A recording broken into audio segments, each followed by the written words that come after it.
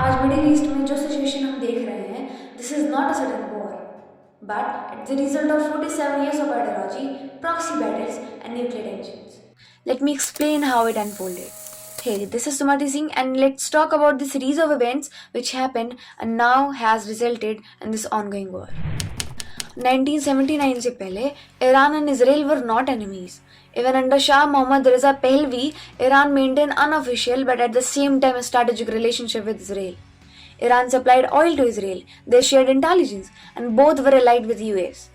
And at this stage, there was no ideological hostility. फिर आया 1979 का Islamic Revolution. In 1979, everything changed with the Islamic Revolution. Ayatollah Ruhollah Khomeini came to power. और उनका गोल सिर्फ शाह को हटाना नहीं था, उनका ऑब्जेक्टिव था इस्लामिक गवर्नेंस को एस्टेब्लिश करना, वेस्टर्न इन्फ्लुएंस को चैलेंज करना और ईरान को एक इस्लामिक रिपब्लिक बनाना। उनके अकॉर्डिंग अमेरिका मिडिल ईस्ट में इंटरफेयर करता था, इसलिए उन्होंने यूनाइटेड स्टेट को ग्रेट सैटर्न कहा और इसराइल को लिटिल सैटर्न कहा, क्योंकि उनके नैरेटिव में इसराइल अमेरिका का रीजनल पार्टनर था और पैलेस्टीन इशू का सेंटर था। ये टर्म्स सिर्फ स्लोगन नहीं थे, ये ईरान की फॉरेन पॉलिसी का बेस बन चुके थे और इसी के चलते ईरान ने प्रॉक्सी स्ट्रैटेजी अपनाई। Now what is that? Proxy strategy का मतलब होता है दो कंट्रीज डायरेक्ट एक दूसरे से वॉर ना करें, बल्कि थर्ड पार्टी ग्रुप्स के थ्रू कॉन्फ्लिक्ट कंडक्ट कराएं। Like instead of attacking Israel directly, Iran supported non state armed group that were already fighting Israel. For example, Hezbollah was formed in Lebanon in 1982 with Iranian backing, and later Iran supported Hamas in Gaza. Strategy का purpose क्या था? To avoid direct war, expand regional influence and maintain pressure on Israel. और इस तरह ये conflict एक long term proxy war बन गया। एंड फिर आता है 2003 का इराक वॉर, जिसने ईरान का रीजनल इन्फ्लुएंस और ज़्यादा एक्सपेंड कर दिया। What happened actually? United States invaded Iraq and removed Saddam Hussein. And the US government gave three main reasons for this invasion. First, it claimed that Iraq possessed weapon of mass destruction. Second, after the 9/11 attack, Iraq was accused of having links with terrorism. And third, the US aimed for regime change, meaning it wanted to remove Saddam Hussein from power. However, after the invasion, no active stockpiles of WMDs were found, and this war had an unintended consequences. जैसा कि मैंने पहले बताया, सद्दाम के हटते ही Iran का regional influence Syria, Iraq और Lebanon तक एक्सपेंड हो गया।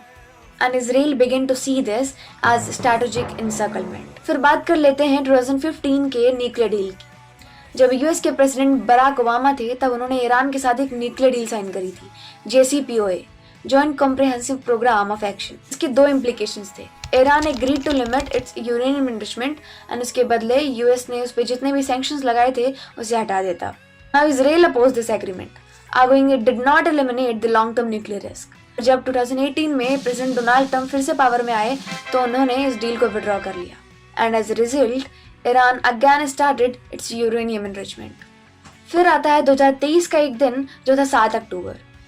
Hamas launched a large scale attack on Israel and Israel declared a war and began massive military operation in Gaza. But this was not just a Gaza war. Israel has long accused Iran of backing Hamas financially, militarily, and strategically. And as the Gaza war intensified, Israel expanded pressure on Iranian-linked targets across the region. और इस तरह ये conflict proxy war से direct confrontation में बदल गया। Then came what is often described as 12-day war. इस phase में ईरान और इजराइल आमने सामने थे। Israel carried out strikes targeting Iranian military assets and senior figures. And in response, Iran launched ballistic missiles and drone attacks targeting Israeli territory and US bases in the region. Like both sides signaled readiness to continue if required.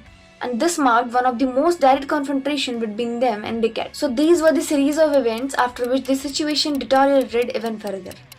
In my views, things became significantly worse after the withdrawal from JCPOA. Like that decision deepened mistrust, revived sanctions, and accelerated confrontation in the region. And today, as the multilateralism appears to be under threat, the real question is what position will India take and how will it balance its strategic interest while standing by the principle of dialogue and cooperation. And that is something the world will be watching closely. Thank you so much.